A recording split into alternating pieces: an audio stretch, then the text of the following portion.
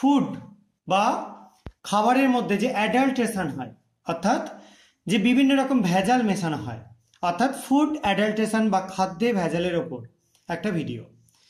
এই ভিডিওটা করবার সময় আমি যে কেমিক্যালসটা ইউজ করছি এখানে ইমপিওর সুগার উইথ CaCO3, এটা তোমরা গুড়ের মধ্যে অথবা চিনির মধ্যে কিছুটা চক বা ক্যালসিয়াম কার্বনেট এরকম টাইপের যৌগ মেশানো থাকলে কিভাবে আইডেন্টিফাই করতে পারবে তার একটা রিয়াকশন করে দেখাচ্ছি।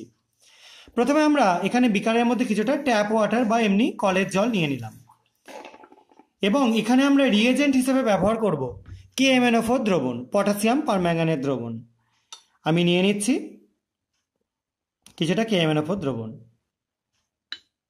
এবার এই দ্রবণটার মধ্যে আমরা এখান থেকে কিছুটা মোলাসেস স্যাম্পেল বা গুড়ের একটা নমুনা ইউজ করছি, দেখতে পাচ্ছ, সেটা আমি এখানে অ্যাড করে দিচ্ছি এবং অ্যাড করবার পর কন্টিনিউ আমরা এখানটা এরকমভাবে নাড়াতে থাকবো। এটা বেশ খানিকক্ষণ ধরে তোমাদেরকে করতে হবে এবং এই এক্সপেরিমেন্টটা করলে তোমরা গুড়ের নমুনাটা বা চিনির নমুনাটা কতটা পিওর বা মানে এটার মধ্যে কোনো ইমপিউরিটিস আছে কিনা তোমরা সেটা বুঝতে পারবে। তো দেখো KMnO4 এর যে কালারটা ছিল সেই কালারটা কিন্তু আস্তে আস্তে এখানে ফেড হয়ে যাচ্ছে, তোমরা দেখতে পাচ্ছ নিশ্চয়ই। এটা তোমাদের যদি ম্যাগনেটিক স্টারার থাকে তাহলে খুব ভালো মতো জিনিসটা করতে পারবে, তাড়াতাড়ি হবে। আমার সেরকম সিস্টেম এখানে নেই, সেই জন্য একটু অসুবিধা হচ্ছে। যাই হোক, কন্টিনিউ দেখো, এটাকে এরকমভাবে তোমরা নাড়াতে থাকবে এবং এটা কিন্তু যদি টেস্ট টিউবের মধ্যে নিয়ে সেক করে করো তাহলে আরও তাড়াতাড়ি হবে, অথবা ওরকম ম্যাগনেটিক স্টারার দিয়ে তোমরা করতে পারো।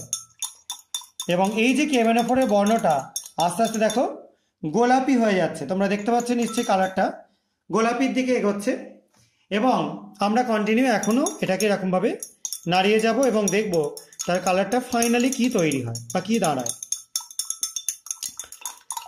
এবং এই যে KMnO4 স্যাম্পেল এটা সকলের বাড়িতেই মোটামুটি অ্যাভেলেবেল জিনিস, সবাই মোটামুটি জোগাড় করতে পারবে। আর ক্যালসিয়াম কার্বনেট এটাও তোমরা মোটামুটি কম বেশি সবাই জোগাড় করতে পারবে। এটা দিয়ে যদি তোমরা এই এক্সপেরিমেন্টটা করে দেখো তাহলে মোটামুটি কোনো একটা গুড় বা চিনির স্যাম্পেলে যদি কোনো কারণে এরকম ক্যালসিয়াম কার্বনেট মেশানো থাকে তাহলে স্যাম্পেলটাকে খুব সহজে তোমরা আইডেন্টিফাই করতে পারবে এবং সেই স্যাম্পেলটা অবশ্যই খাদ্য হিসেবে গ্রহণ করার আগে তোমাদেরকে অনেকবার ভাবতে হবে। দেখো কালারটা কিন্তু